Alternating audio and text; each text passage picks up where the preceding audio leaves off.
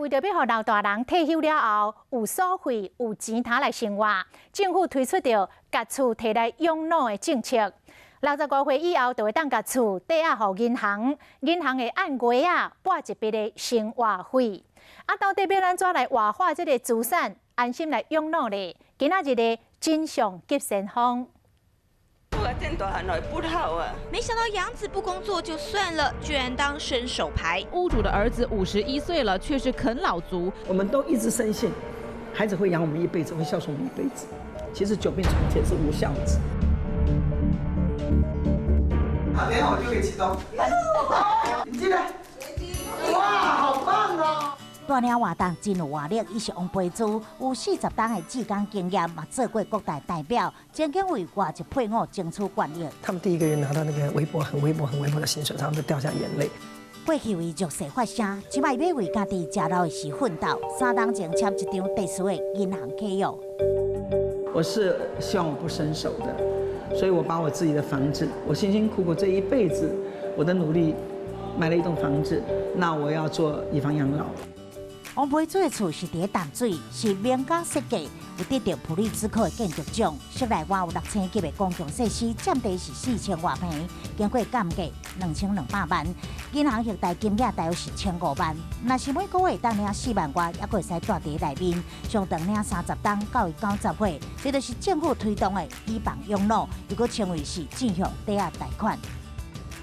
我不要靠我的孩子，我也不麻烦他们，这是我自己努力的，所以我应该去享用。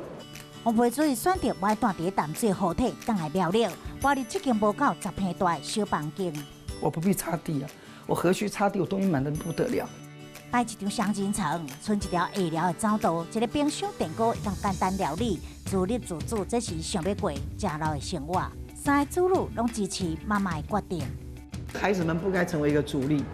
那是父母自己努力而来的，父母把你们教养长大，你们成家立业，你们应该独立自主，你们根本不应该去想贪父母任何1毛的退休金。台湾的厝的自有率高达8.5%，102年内政部曾经推动公益型的以房养老，不过当时申请的条件严格，办理的人数少，选购失败。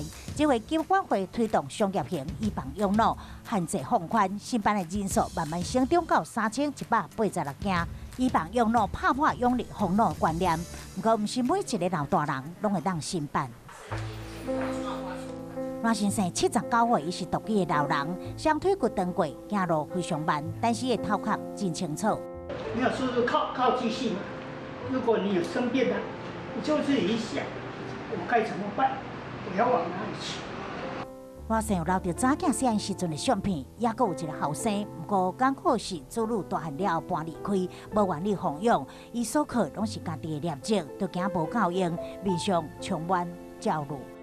我现在好了，叫他回来，他们不回来，他们说不希望跟爸爸妈妈住在一起。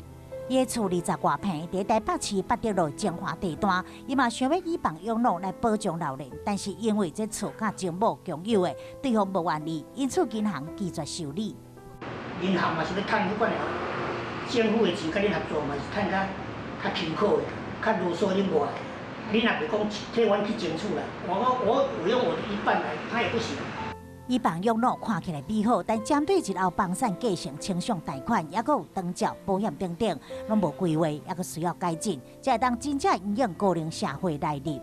这方面我们当时在讨论的时候还真复杂啊，那会随着你不同的套餐，你可能面对的问题是不一样，还有跟你的家庭结构也有关系。 房东认为以房养老是食老的时阵所规划最后一个策略，不过可惜的是，也阁欠缺完整的配套措施。民众若是要有美好的老年生活，也是爱趁少年的时阵好好计划。